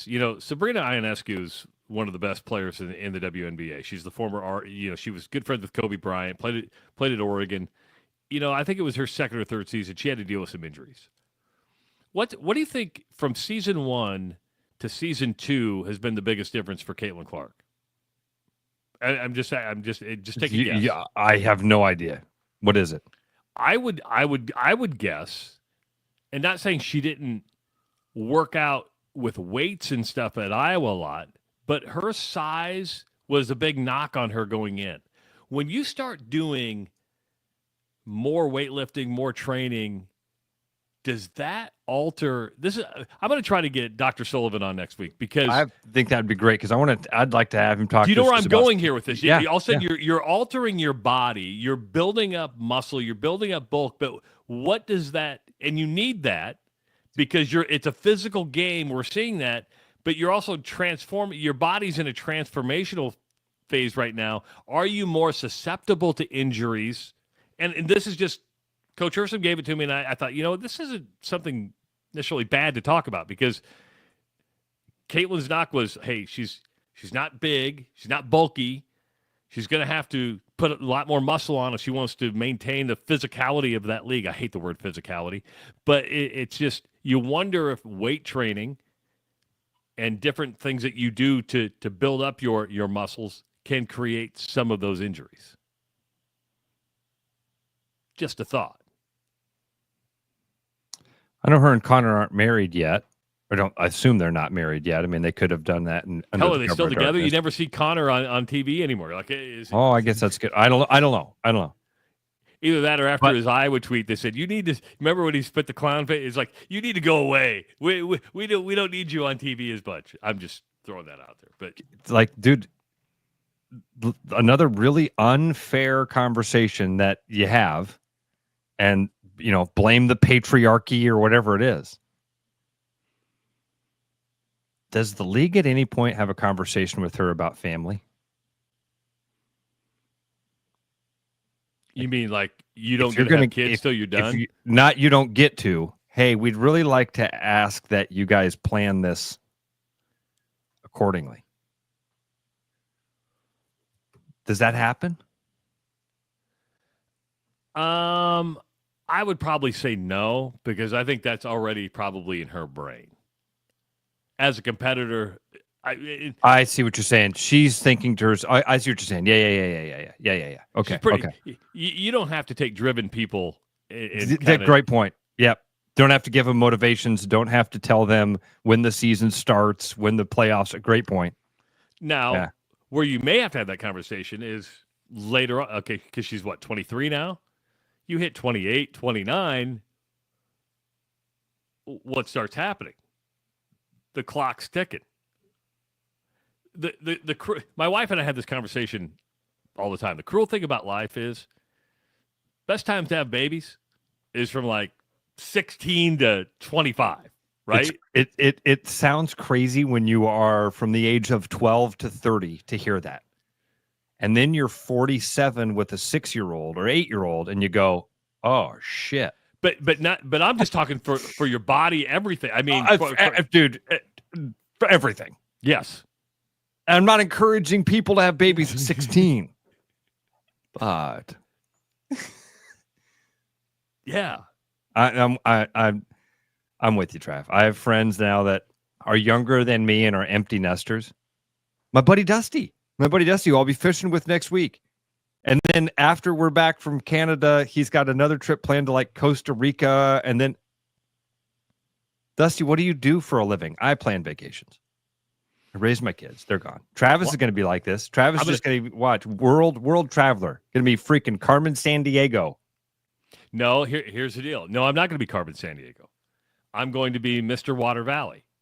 I'm going to be in Water Valley, Mississippi, probably more than my daughter Abigail and her husband Will want, because grandbaby's going to be living here, and we're going to be empty nesters. It'll be 3-day weekend in Water Valley. All right, here we go. And they've got a little bit of land. They've got enough little land down there that they could build a little father-in-law suite. My wife would have shot me yesterday because we're on I-55 south of Memphis, right outside of Batesville, Mississippi. And there's this Heritage Homes, right? And I've been looking at tiny houses left and right. And right, tiny houses. As my wife says, it's not a tiny house, it's a single wide. I said, yeah, but it's all how you brand it. It's all how you brand it. Yeah. And I'm and they had two on display that I've been really looking at. They're cottage-like. And I'm all we have to do is buy one of those, find an acre of land, 2 acres of land. Doesn't Will and Abigail have a spot for that? I don't know if they've got it. They've got 3 or 4 acres here, I think. Then that's plenty of room, but dude. Most of it is behind me in the woods. So they wouldn't even see you. Even better. Do you know how much it would cost to dig that out and put a tiny home back there? Cost a lot. And I think there's a little creek that runs through there. I thought that isn't Abigail, isn't she friends with Lane Kiffin? Yeah. Friends with Lane Kiffin? I don't know. They started the same time when they had their 5-year anniversaries. And Lane Kiffin. They went through orientation together. Yes. When they got onboarded. But I'm like, so I've got a great it's idea. Not a single wide. It's a 389 square foot home that would just be perfect to come and stay in. Yes. I'm not being rude. I'm being very practical here. 3 acres, 4 acres, 3 to 4 acres is enough for several tiny homes. Well, we could create a community. I could turn it into like an Airbnb place. This is my home, and if you all want to rent around here, you can do that. Yeah. You know how some of them, they get fun little names, you know what I mean? Like, you know, everybody names their boat, but then sometimes when you have like a mother-in-law shed or a cabin will have a cute name. Like when I'm up in Canada next week, every cabin has a name. There's North Star and Rock Point and all that. Your tiny home could be called the Bird Bath. Everybody wants me to pick up the computer and go into the restroom where I bird bath. It's literally to my left. I don't. Literally. I don't want to know. I don't want to know. I don't want to see it. You see, people ask. What they don't know is that I know that if I said like, oh, I wonder what the bathroom looks like, I'd get a photo of you sitting on said toilet with hand in sink. Yeah, I see. I'm going to get in trouble for playing this, but it's too classic. Because Abigail's got a neighbor. Now, she got a nice little piece of property, and she got a double wide over there. My daughter does not live in a double wide, by the way. She lives in a 2-story house, but I needed to clarify that. But it's an older lady, right? And she likes Abby and gets worried about Abby. I'm going to play this. I wish and this is tell me this isn't neighborly love. Hey, Will, this is Annie across from you over here in Water Valley. I just called wondering when y'all coming home. Look like y'all been gone 2 weeks. She ain't had that baby, has she? Oh. All right, talk to you later. Bye. That's when they were up in Fort Robinson with us. They're like, I haven't seen you. When you coming home? I like neighbors like that. That's a keeper. That's one to remember forever. That's one that you play for the kid. Like, when we lived at the house that you were born in, we had this neighbor. My neighbor like that. Well, I got Chuck next door, who's the greatest. Chuck and Karen are just amazing. But my neighbor like that was a lady by the name of Joan Kiernan. Aaron Kiernan from TV 13. Channel 13, yeah. This was her mother-in-law. Okay. And Joan lived behind me and across the street. I've got a corner lot, and she's behind me and across the street. And man, super duper nice lady. Yep, we were lucky to have a. No. It's nice when you move into a neighborhood like that, but I have learned an important lesson in real estate. Okay, one of my clients told me this just yesterday, that this is how this plays out. If you move into a new place, the first person that introduces themselves to you will be crazy. Not the first person that you introduce yourself to. If you're outside and you see a neighbor and you go, "Hey, I'm the new neighbor," that person's going to be fine. So the first person that comes across the street and goes, "Hi," just mark my words. So we've got some fairly new neighbors. I think they've been in a year now, a little bit over a year. But we waited like 6 months to go introduce ourselves. There you go. Now, I do think that there's even like a 2-week time period. Okay, we waited probably a little bit long, but if you go 2 weeks, and nobody's knocked on the door, that's when you can go, I think we picked the right spot. They're leaving us alone. And then you pop your head out and you look around, and then maybe one of the neighbors is like, "Hey, welcome. You getting settled?" Yeah. So I do have a real estate question for you then. Okay. If I were to do the tiny home, as my wife says, is a single wide, is there a resale value on that? I mean, can I resell that? Or does it depreciate like a car? Well, hold on. Are you making it a fixture on the home, on the land, or is it going to be something that can be moved away? I think you could move it away if you wanted to. Absolutely, it's an asset. I mean, no doubt it's an asset that has value. Whether or not it increases the value of your land and your real estate, there's a lot of other factors on that. But for the most part, I would say absolutely, yeah. Okay, Ange, if you're listening upstairs, we're stopping on the way home. We're going to the mobile home park. I mean, the tiny home show. Okay, Ray says, I could be wrong. I see in my neighborhood yesterday selling a house north of Douglas. Yes. Ray, what you saw there was I wasn't selling a house over there. We got a new agent, Bethany Cochran, who actually went to high school with Andrew Downs at Urbandale. She's an Urbandale girl. And she had a sign that didn't have, I drove by it and I noticed it didn't have like the for sale part of the sign anymore. And so I called her and I'm like, hey, did you? And she's like, the writer is gone.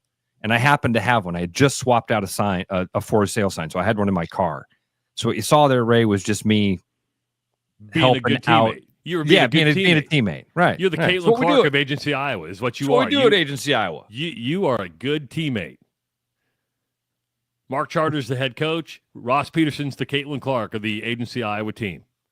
We got Reed Peterson running the offense. We've got Katie Espinover as defensive coordinator. Adam Bentz is the fullback. John Olson would be our quarterback. He's the face of the organization, definitely. No, you are. You are. No. Oh, yeah. You're the face of the organization. Buddy, you don't know. No, we're not saying you're the best realtor. No, face is best looking. Oh. Okay, I know what you mean. I might be the voice. I'm going to be the voice of Agency Iowa. But the face is John Olson. Best golfer on the best golfer usually gets you some points towards homecoming king. You know what I mean? Yeah. So he's the best looking, best athlete. Better athlete than Charter? Charter was a pretty good athlete growing up. Dude, Charter was a great athlete. Charter was one of the best wide receivers in Ames. And Ames. And he played with a kid named Dustin Avey, who was like amazing. So they were really good. Charter's one of those athletes that can kind of like piss you off because you'll go golfing with Mark, right? And he'll literally, the clubs will be dusty. He'll be like, oh, I haven't golfed in 4 years. And then he hits a 280-yard drive right down the middle. And he's like, oh, I thought that one was okay. First shot luck, guys. Don't worry about it. It's going to be a long day. Next shot. You're on the green in 2, and you're putting from 3 feet out for birdie. Yeah. Charter, you haven't played in 4 years. How'd you do today? Oh, I did okay. I shot a 79. How'd you do, Ross? Well, it was my 100th round of the year, and I got a 92.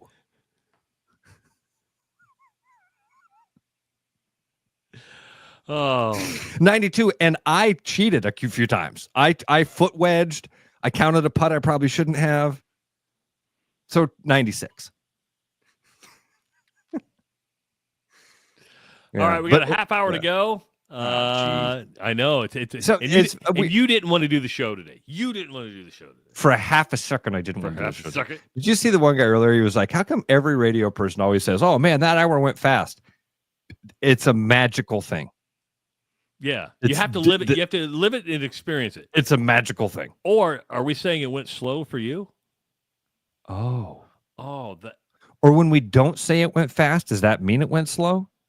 Oh. And are we wrong in thinking that if it feels like it goes fast, that means it was good? That's probably a silly thing to do too. Because I always tell people that. They're like, how'd the show go today? I go, well, it felt fast, and so I think it was good. Or is it just a crutch? Oh, that flew by. We got to get to break. No, I think that when I say it, I mean it. You know what I mean? Like when you say, hey, we're going to break, and I'm like, what? Holy cow. I just talked for 20 minutes. Sorry. It is the Rush Radio Show powered by Willis Automotive. I'm loving these wooden nickels, Brian. Yeah, I suppose everyone is catching on. Just spend $20 to get a wooden nickel. It's 25. Collect 10 and add up the savings on your next purchase. Some of these are worth $5. That could be huge. I know, right? That's why you have to spend $20. It's 25. Collect 10. It's like money back to you. Spend 20, you get another wooden nickel. It's 25. Collect 10 and add up the savings. It's huge. Central City Liquors, home of the 10% cash coupon. And the wooden nickel program. It's huge.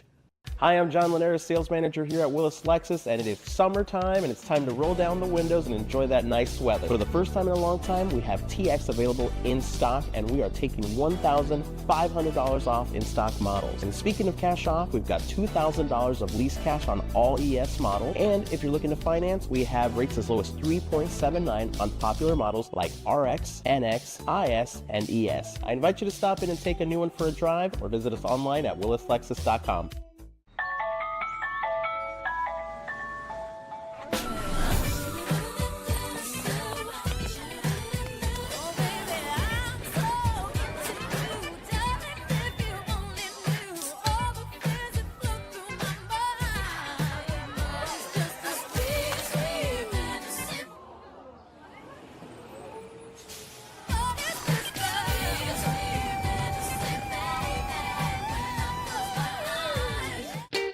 Missing a quality, home-cooked meal? You know, the kind Mom used to make? Lucky for you, we found her recipe book. Welcome to the High Life. Welcome to the Champagne of Bars. Looking for the perfect golf escape? Experience links-style golf right here in Ames at Coldwater Golf Links. With rolling fairways, large greens, and unique routing, it's golf the way it's meant to be played. Whether you're a seasoned pro or just starting out, you'll love our course's welcoming atmosphere and friendly staff. Grab your clubs, book a tee time, and make every round unforgettable. Coldwater Golf Links, where great golf leads to great memories. Visit coldwatergolf.com to book your round today. Hi, I'm Sean McFarland, Service Manager at Mini of Des Moines. School is out and summer is here. Before you hit the road for your motoring adventures, visit us for your oil changes, get your AC checked out, or make sure your tires are roadworthy. Give us a call to schedule or visit us online at miniofdesmoines.com. Back to the Rush. Strong opinions, weak filters, and just enough sense to stay on the air. It's the Rush Radio Show, powered by Willis Automotive.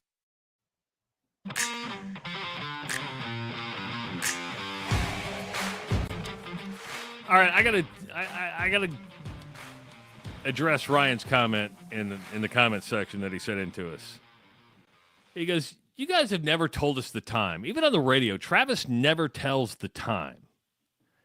Listen, if there's one thing I hated about corporate radio, was they would tell you, give the time like every 2 minutes. Do the weather on the 10s. Maybe I've adapted with the times. And Ryan, I'm not picking on you here.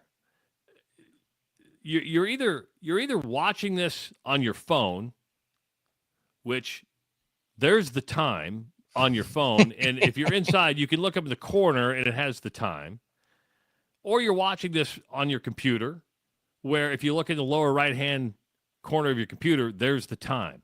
You don't need two blokes telling you what time it is. You don't. Hey, did you have something you wanted to? Because can I take the lid off of something here? Okay, yeah, go finish your thing here. Sorry. No, and then when it comes to the, stations have always, you got to do the weather. Again, you have a phone that tells you what the weather is.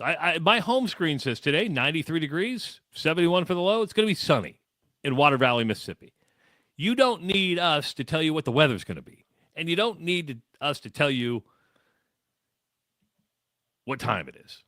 That comment to me wasn't nearly as interesting that Ryan. This was my favorite comment that Ryan made. But anyway, let's talk about the time, traffic, weather thing. Okay. So Ryan, the reason that they do the time on the radio all the time is a trick. It is because the only way that, especially in Des Moines is still what's called a diary market for Arbitron ratings. It's the absolute most archaic system you could ever imagine. We have a better rating system than terrestrial radio. By a billion. We can tell you right now exactly how many people are consuming this live. And then at the end of the week, we can tell you how many people went back and watched it to the number. Travis can tell you exactly how many females, which states they were in. Guys, I could tell you right now that there's somebody listening in Phoenix, Arizona. I can tell And you there's somebody listening to this in point, Atlanta. To this point, it was all a guess. It still is. It was. For the Arbitron system, it's a guess. They send out literal diaries, pieces of paper. You with might a have dollar received inside one. of it. You might have received them, or a $5 bill or something, and it says, please fill out this information accurately with a pen and paper. Please diary when you turn on the radio, what station you're listening to. Now here, and I'm going to get to all of this. It's a trick. What time did you listen? What station did you listen to? And when did you stop listening? So now that's how they're going to tell who has the most listened to radio station, who has the call letters, and what time were you listening. Now pay attention to what's happening on the radio. Call letters, KXNO, WHO, KJJY, KHKI, the Hawk, whatever they call it, Nash. They'll beat you up with a moniker. They'll beat you up with a name. So that, and the time. It's 7:35 on the capital city. 25 minutes till 8 o'clock here at whatever radio station. Hey, it's 7 minutes past 7 o'clock. And we do the sevens at 7. Don't forget, traffic happens every minute or every 10 minutes on the 8. Don't forget that weather happens at these specific times. And then we deliver at those specific times. Why do they do that? So that when you've got your diary, even if you weren't listening to that particular station at the time, when you go to fill out that diary, you're going to remember that name. You're going to remember that time. In the 15 years that Ross and I did the show together, we were never talked about our show content. Never. All we were told is to say the call letters more. You guys don't say the call letters enough. We could talk about Katy Perry's boobs. We could make fun of a coach, make fun of a player. We could say stuff that was borderline illegal. Hell, they didn't understand. We had people there that didn't understand the FCC. Would claim that things were FCC violations that weren't, and then allow things that were FCC violations. It was hilarious. It's hysterical. They just look, okay. All right. So why don't we give you the time? Because you don't need it, and it's just a trick. We don't want to do tricks anymore. And we don't have to do tricks. We don't want to do tricks anymore. We don't have to do traffic. You want to know why they do traffic? Do you think it's for you? No, it's because they make money off of it. They can sell it. They could sell, and then they sell the traffic center. Then they sell the traffic reporter. Then they sell the traffic report. So the person that bought the traffic has two other sponsors. There's more sponsors than there are wrecks. But we got a 6 a.m. What was our first traffic report that would fire off? 6:10, or the first break. No. The first one would be right before the show started. It'd be from the KXNO whatever center. It was. Yeah, and it was always some guy who wasn't even in Des Moines. No, it would be.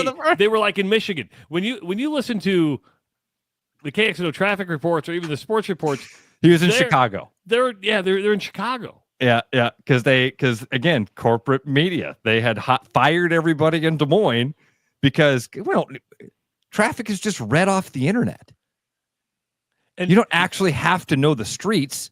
We could have one guy in Chicago do the traffic for every market in America but then if we're going to do it that way, the traffic has to run within a tiny 2-minute window. So now you guys have to take breaks. Right at 7:13. And what did we get in trouble for? A lot? That was the number one thing, especially when you were gone. Dude, when you were gone and it was me hosting the show, it's again, splatter paint. I'm talking, I'm doing my thing. All of a sudden I look up and the producer's going, "You got to take a break. I'm going to get in trouble." Dude. And the emails would come in and go, "You're costing us money.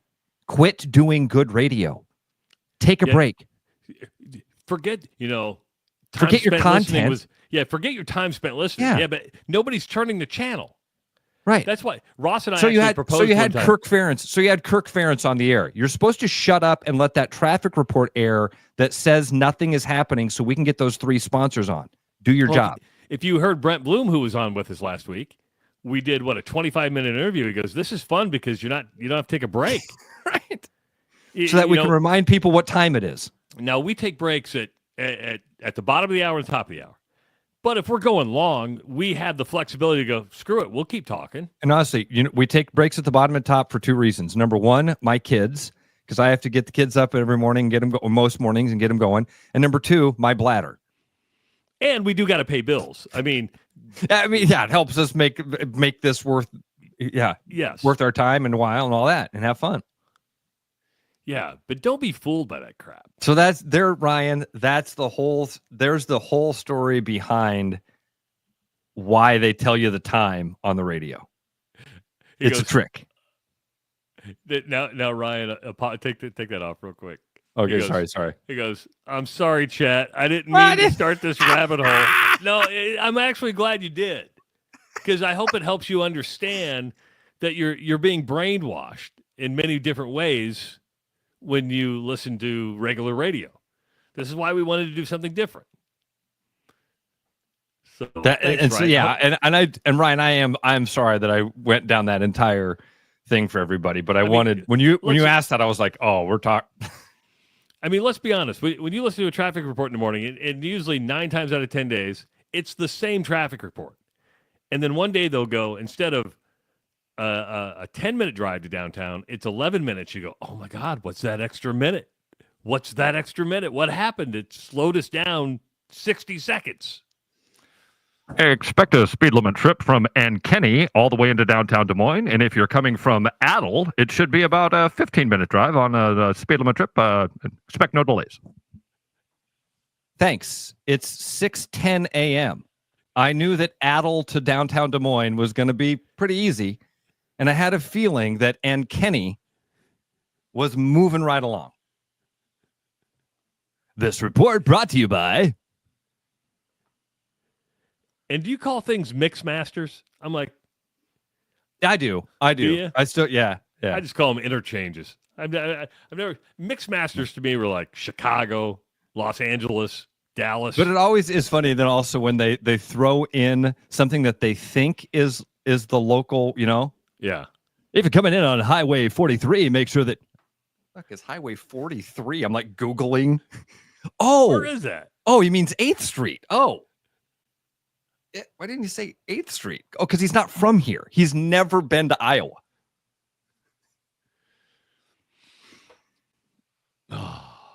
Thank you, Ryan. Thanks, Ryan. Yeah. This traffic report brought to you by... Air Force One was in Des Moines yesterday. Yes, President it was. Trump was at the Iowa State Fairgrounds. 20,000 to go see the president yesterday. We don't talk politics on this show because it's too damn divisive and it's too many rabbit holes you can go down.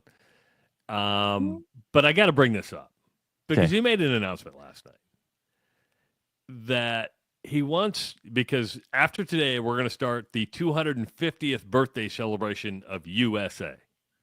2026 will mark the 250th birthday of the United States. And our president wants to have a UFC event on the White House grounds. He announced that last night. And amongst a number of other things, he wants to use national parks, battle sites, and historic sites, battlefields and historic sites for competition. He talked about a big high school competition. I think that's cool, using national parks, the mall. I think that's, but Ross, call me a traditionalist. Call me something that has to be a little bit sacred. UFC on the White House grounds, is just not a good idea for a number of reasons. One, can you I was gonna say, please number them. One, it's the White House, right? I mean, of all things sacred, the White House is it. Two, can you imagine the Secret Service when they heard him announce that last night? Probably didn't even know. They went, This is a security logistical nightmare. Again, not to be political, but let's just be. I think even people that like President Trump, this is not something that they would push back on. Most of what this guy says is just total. He's a lot of stuff he says for the effect. Dana White was probably watching last night going, what? What? Exactly. There's so many hurdles that have to be clear. Will it happen? Maybe. You want 20,000 people on the White House grounds? How is that going to happen? Well, Dana White and Donald Trump have to say yes to a crazy idea. Well, we're halfway there. Both are crazy. Who else has got to sign off on this thing? So, this is a great example, Trav. Donald Trump is the best example I've ever seen in my life of how this stuff, politics it's called political theater. It's political theater. There has always been, but it's very obvious now, I hope, there's always been a professional wrestling aspect to politics. It's just been a lot more white collar and buttoned down. Okay? But it's always been the shtick. It's not the result. On both sides, by the way. Yeah, I don't remember if Hulk Hogan beat Andre the Giant. I remember him body slamming him. I remember him coming into the ring and pointing and brother and all that. That's what I remember. You remember the feeling that you got from the theater of it. That's what we're going to have a UFC event. I think you're going to go to the battlegrounds, maybe famous sites. Who knows? I don't know. It's going to be beautiful. Because I can't. It's going to be beautiful and amazing, and everybody's talking about how beautiful and amazing it's going to be. Everybody's talking about it. How many times have you looked at history books and they did that? Because you're like, I can't believe. Dude, here's the thing. Look at how bad the news is. I don't care what side you're on. The news can be awful, wrong, lie to you. And then, by the way, lie to you and then tell you about how, oh man, you guys got lied to. How do you think history is? If we can't get the news right. So, sure, UFC at the White House? No, don't say sure. Say no. Just say no. You're asking me if it's going to happen? What if I said put a number on it right now? 0 to 100. What's the percentage that there's a UFC fight with the White House in the background?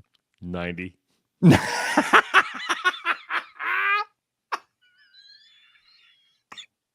I was thinking 40. I'm it's a possibility. It could happen. I don't think it's going to happen. But if it does, so what? Let's have the conversation. It's theater. It's theater. It doesn't matter. And I know that's going to piss off people. And they'll be like, no, it's real lives. And he's affecting people. I get that politics matters. Politics matters. This is theater. Coming to the Iowa State Fairgrounds, for what reason? What was he here for? So, and I'm not being a smartass right now. What was he here for?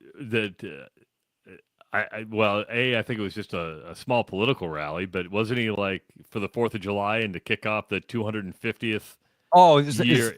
It was the kickoff. I didn't even know. And no better place to kick off than the Iowa State Fairgrounds. There's nothing more American than the. So and now again, cynical part of me. No, you do this when you're raising money for a campaign. But his big, beautiful bill was passed yesterday, so you're going to talk about the benefits of that. And you could do that from D.C. You could do that from Washington, D.C. You can, but this is typical of almost every president. Because now you have to go out and sell it, right? Theater. It is theater. And every president in modern history has had a bill passed. And if you watch The West Wing, they're like, President Bartlett, you need to go. You need to go sell it. right? It's it's the professional wrestling aspect of this. Yep. You got to do. There's a name that they have for when you're doing the promotion of it. When you're doing the promotion of a fight, it's called. They have a name for it in professional wrestling. And it's the same thing. That's I think part of my point is like, why come to Iowa? Well, because you got to do this thing. Why? Again, best question. Why? Why do they have to do this thing? Well, because every president's done before. Okay. Why? Because it works. Why? Because we're gullible people. Works for what? Works to convince us that their ideas are going to be wonderful. Probably so they're a little bit. So circle back around. So they're selling us hope. Yes. They come here to go, oh, you're going to love this thing. Why couldn't you have told us this from DC? Because of, things. I forgot who said it earlier. They're like, can you imagine a UFC fight on the White House grounds with the president up high? And if it goes to the full, is it 5 rounds in the UFC? 3 rounds? I don't even know. Thumbs up, thumbs down. I think Trump would sign up for that. Absolutely, he would sign up for that. I like it, Rob. It's called the gimmick. The answer is always money, too, dude. See, I just want to do this. I don't want to be done in 10 minutes. Most of the time, I'm like, all right, it's 8 o'clock. I got to get going. No, can we just keep going? You got golf today. Not till 11.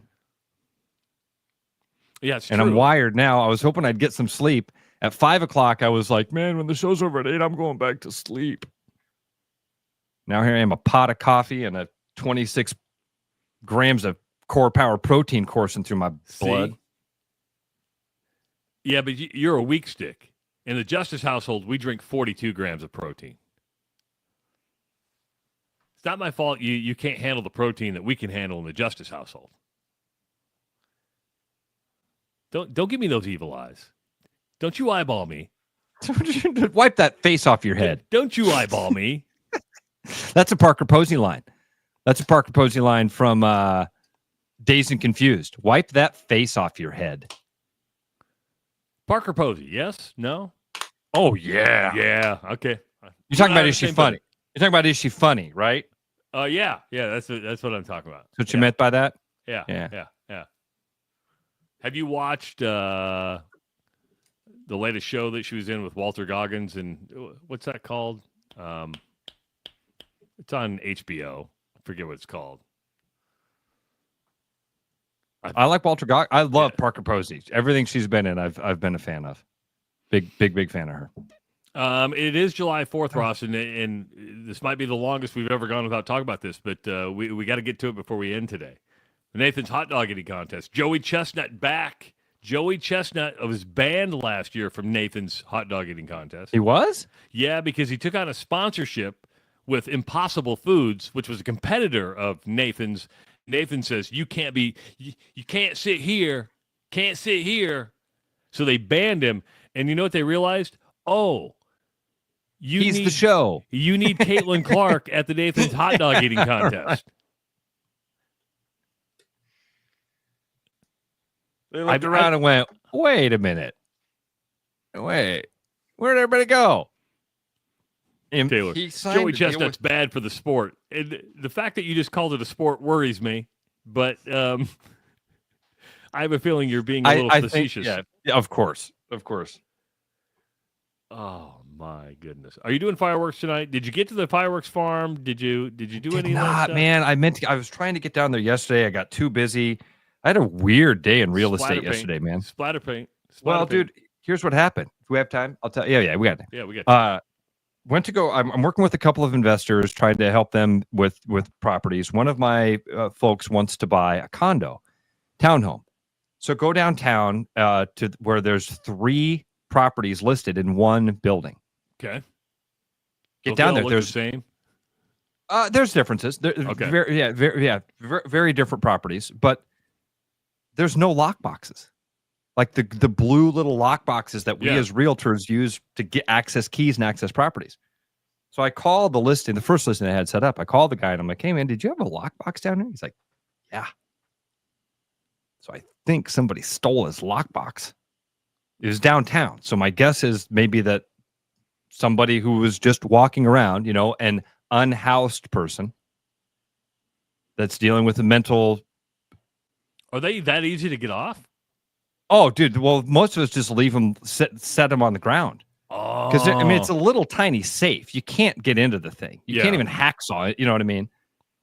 So, but they don't know that. They probably saw it and thought, oh my gosh, there's something very valuable inside of that. I'm going to steal it and get into it. Well, now it's in the river or something.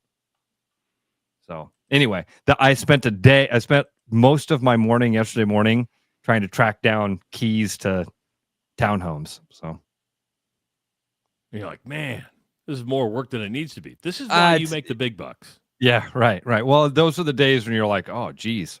I'm earning my commission here. Figure it out. Figure it out.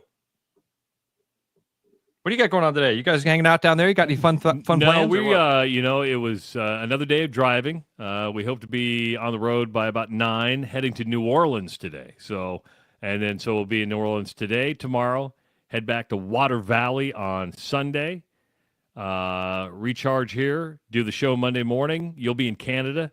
Do me a favor and set up the frickin' Starlink before you go. What? Set up the Starlink before you go to test it, please. What do you mean before I go?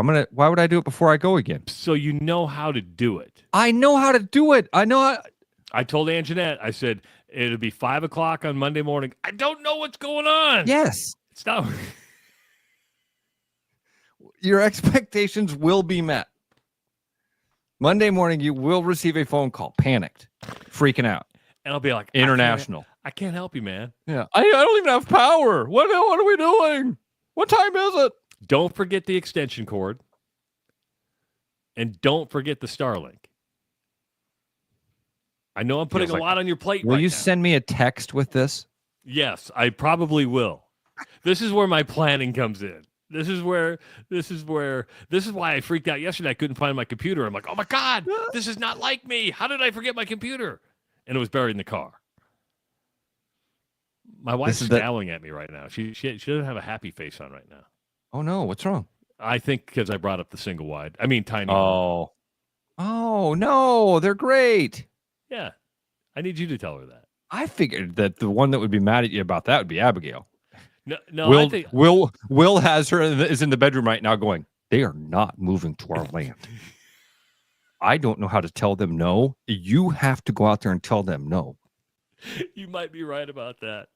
Your dad he's not joking. I can see it in his eyes. I don't even know Ross. He's not living here.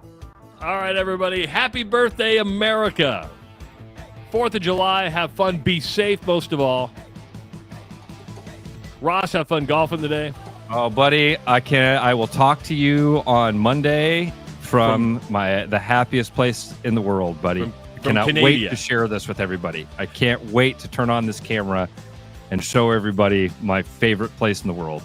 It is the Rush Radio Show powered by Willis Automotive. This is Body Armor. Real hydration with electrolytes. No artificial dyes and coconut water. Choose better. Body Armor. With over 260 beers on tap, El Bait Shop isn't just another craft beer bar. It's the best. Beer lovers know. El Bait Shop, 200 Southwest 2nd, Des Moines.